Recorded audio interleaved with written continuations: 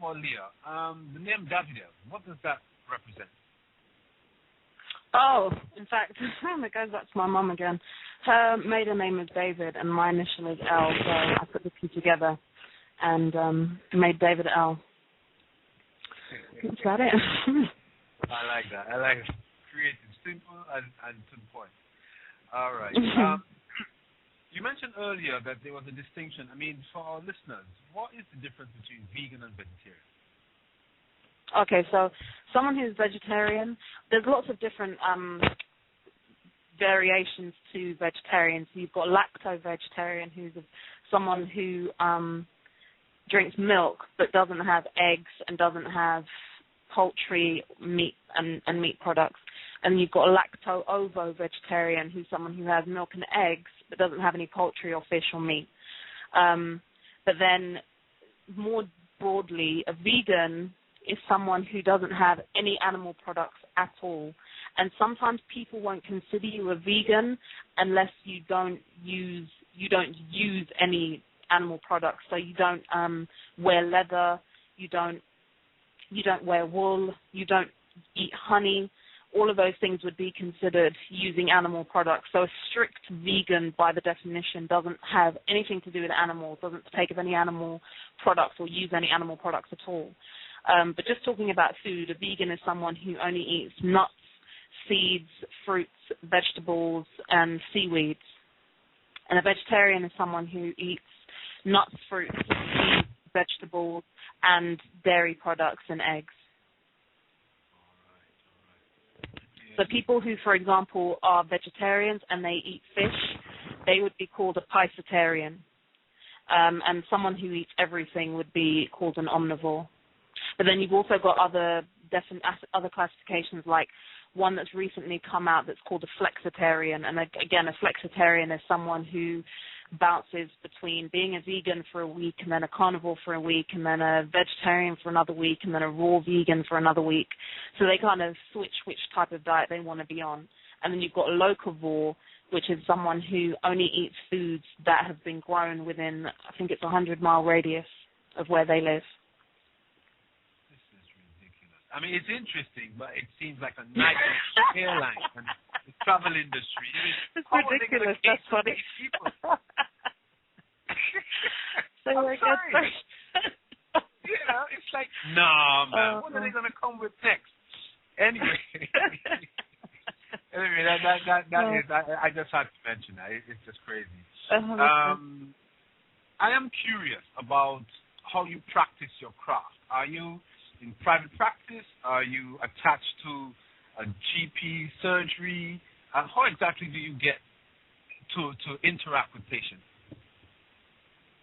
I do private consulting, so I work one-on-one with people who want to start using their foods to improve their health and work on the mindset shifts that are sometimes needed for someone to really make a big difference in their life and in their health. I also work with groups as well. So instead of working one-to-one, I would literally do the same thing with people and go through the same process with a group of people all at once. And both the private and group work is all done over the phone. So I work with people in America, in Europe, in Canada, and throughout the UK mainly. And yeah, it's all done over the phone and via email, which makes it just really convenient for everyone. I have been employed by local councils to participate in programs where they help employees to boost their health naturally before they go off on sick leave, which is quite remarkable, in fact, that a scheme like that exists, and I'm glad I was able to be part of it, and that was actually really quite successful. I also do, I'm all over Facebook. People can, contact me via Facebook or through Twitter. People, contact me and ask me questions about things all the time. And then I have another site that I just opened called the Naturally You Network. And that's like it's a social network. It's like a Facebook for natural health lovers. And on there are it's a growing site, so it's literally a few months open. But on there, I help people with recipe ideas, motivation to keep them on track, and interesting articles and information that I come across on natural health, and ones that I think are valid as well. So the thing with the media and the internet and all these things these days is that there's a lot of information that will come out, and I know, and I 100% sympathize with people who feel that they just don't want to do anything with their health because 1 minute red meat's bad for you, the next minute it's good for you. 1 minute supplements are bad for you, the next minute they're good for you. 1 minute you should be drinking 8 glasses of water a day, the next minute there's a report out saying you shouldn't be drinking any water, or that amount of water is likely to damage you. 1 minute they say coffee is good for the heart and chocolate is good for the heart, and then the next minute both of them are catastrophic for your health. So there's a lot of information out there, and unless you know how to read read a research paper, it can be really difficult to differentiate between what's working and what isn't. So, for example, there was a piece of research that came out, and it was saying that coffee is good for you, and that you should be drinking coffee on, it's okay to drink coffee in some kind of moderation. But when you actually looked at the research paper that came from, it actually said something closer to the people that were already drinking coffee on a regular basis didn't experience worse levels of health when they increased it to three or 4 times a week. So it wasn't talking, the research didn't come from, exactly, it's ridiculous, it's laughable, because it didn't even come from the regular population. So if I, not drinking coffee at all, started drinking coffee, that research and that recommendation wouldn't apply to me at all.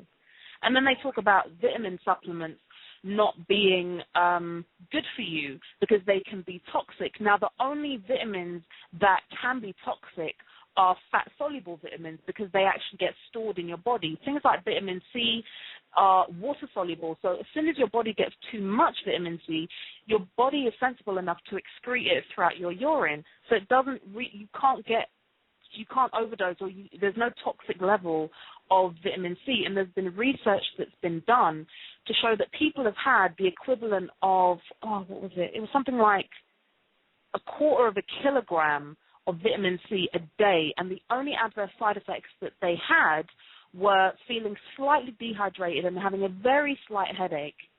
And vitamin C in high levels can, and it's, again, this is not just me talking, there's been research that's been done on this, it can help to not only severely boost your immune system, it can help to flush away nicotine. So people who are trying to stop smoking, if you take high levels of vitamin C, it can help get rid of the nicotine in your body a lot faster than your body's naturally able to get rid of it. And the less nicotine that's in your body, the less your body will crave it. Vitamin C can boost your energy levels.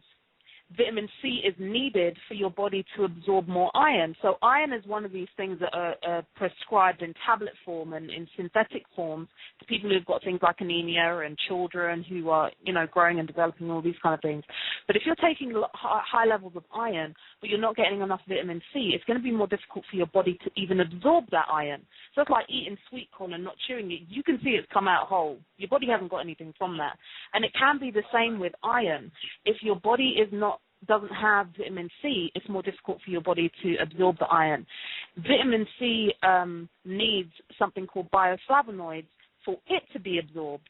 So when you have oranges and lemons and grapefruits, and it comes with the white pith, in that white pith is bioflavonoids. So nature put these things together because they know that they would be needed together for the body to be able to absorb them properly.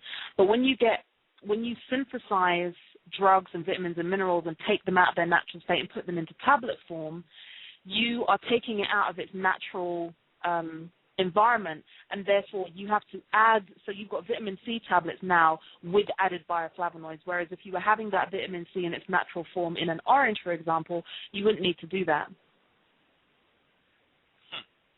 I tell you, you're walking encyclopedia, It's incredible, the thing that you've said so far. And the thing is, when I look at my clock, I'm thinking we've got 16 minutes left. So, and we haven't even started talking about your books yet.